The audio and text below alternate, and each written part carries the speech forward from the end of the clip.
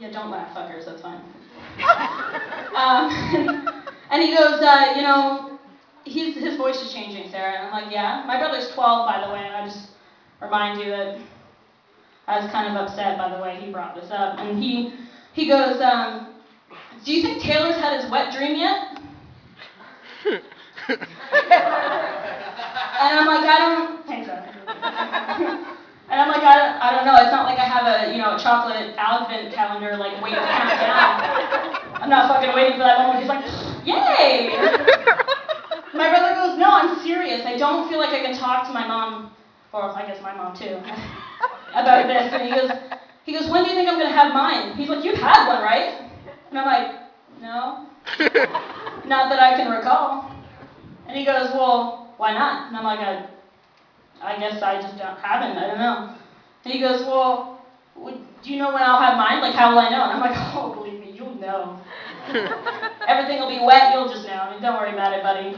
And he goes, oh, okay, good, because I was really afraid that maybe I wasn't going to get one. Because I'm going to be 13, Sarah, and I really want my voice to change. I want my wet dream. And I'm like, just watch some porn. I don't know.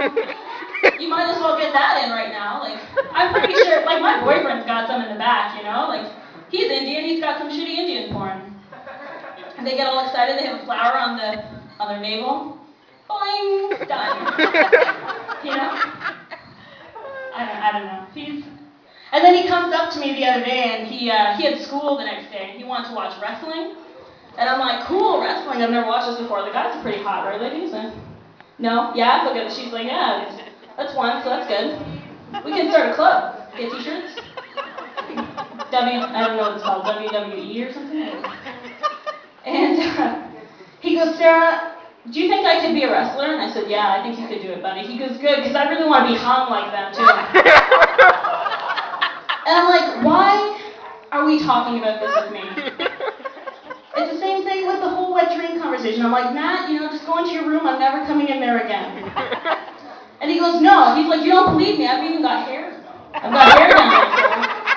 And I'm like, that's fantastic. What do you want me to do about it? And he's like, you don't believe me, do you? And I start laughing like, you got me. You got me. No, yeah.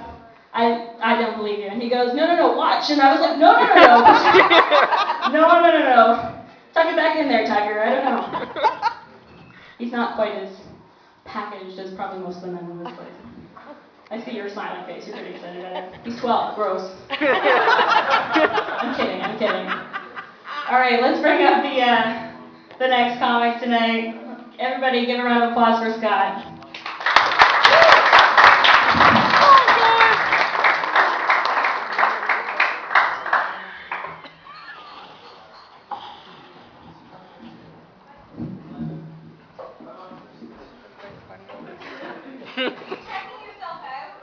This is kind of weird.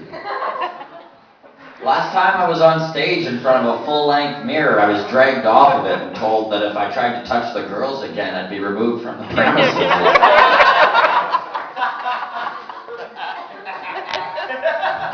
I like the stuffed animals out there, too. That's pretty sweet. Does anyone know what that white one is on top of some sort of new kind of animal? They were thinking that too when it was alive, and their thought was just, kill it anyways. So, Sarnia, how you feeling tonight? The return of Alex Roach, eh? Yeah! Alex Roach and I, for some reason, are starting to meld into like one person. We're both wearing like collared shirts with t-shirts on top. I see Alex has switched it up with the collared shirt on the outside this time to give him a distinct look as he returns to his hometown. So I was reading a stat the other day. Said 65% of Canadians, when they pass on, will do so because of either cancer or a heart attack. 65%. Doesn't leave a lot of room for choice, does it? And it's not how I want to go. It's not my style. Me, I'd rather like free fall from a plane for 5 minutes with no parachute. And like a hooker attached to my belt. Man, would I be a selfish lover in that situation. Of course, knowing my luck, I'd still need to deal with 3 awkward minutes before we hit the ground. Oh, you like the math joke? We got a highbrow crowd here tonight. Good. I've got highbrow dick jokes. You're gonna love it. Oh, I was watching TV the other day. This is my little cheat sheet. I smoke pot, so I don't remember things. I'll just come right out. Be clean with it there. I was watching TV. They had this show on the Discovery Channel. It was teaching you what to do if you get hit by a car to minimize your injuries. Right before impact, you jump into the air. You tuck your head in and you aim for the windshield. And then this is exactly how they worded the next phrase they said. The windshield will then catch you like a net. Like a net.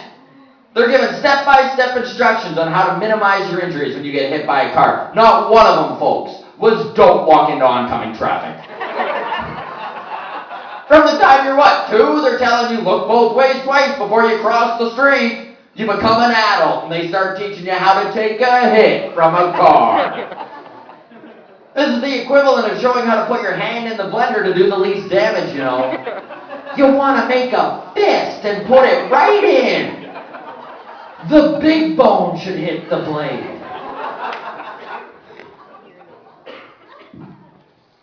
So this is kind of embarrassing. For the longest time, I thought that a baguette was just the female version of getting kicked in the junk. It's just bread.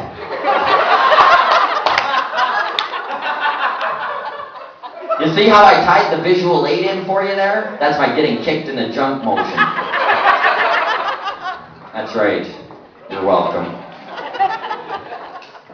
Oh, man. Ladies, how you doing up front? Yeah? How do you know Alex Roach? That's why you're here, right? I'm guessing? Or you went to high school with him, eh? Oh, okay. Right on. Did any of you three by chance have one of those big trampolines when you were growing up? No? Did you know anybody with a big... Yeah, you did. Did you ever get hurt on one? No, you were lucky? Right on. Have you seen the trampolines kids today are jumping on? With the extra thick padding and the netting all around? School of Hard Knocks no longer existing, I guess?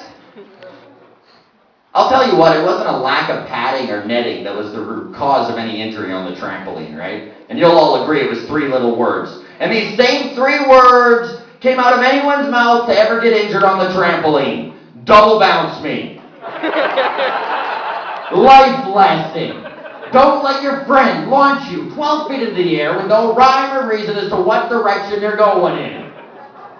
School of Hard Knocks in session there. You know what? The over-coddling of today's generation, it's everywhere. You don't need to look further than the playground. Take the tire swing. And I'm talking the pre-pivot tire swing. And to this day, I don't understand why it took so long to come up with the technology to not let the chain wrap itself all the way to the top of the frame. But again, life lesson, right? The dizziness lesson. You're in the tire swing, right? Twist me up, your friends are on their tiptoes, getting it as high as it can go. Let me go. Woo! Next thing you know, you're experiencing the closest thing a 5-year-old has ever come to being shit-faced, right?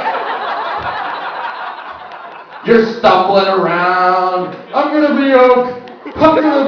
The ground opens up and swallows you whole. Ugh. Don't get so dizzy you puke. Life lesson. Remember the bridges back at the playgrounds that were logs attached to hand railings on chains?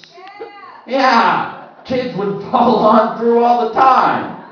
But it was reacted to differently, and I guarantee you've all heard this, haven't you? From an adult, you get hurt and they yell out from a distance with a knee slap.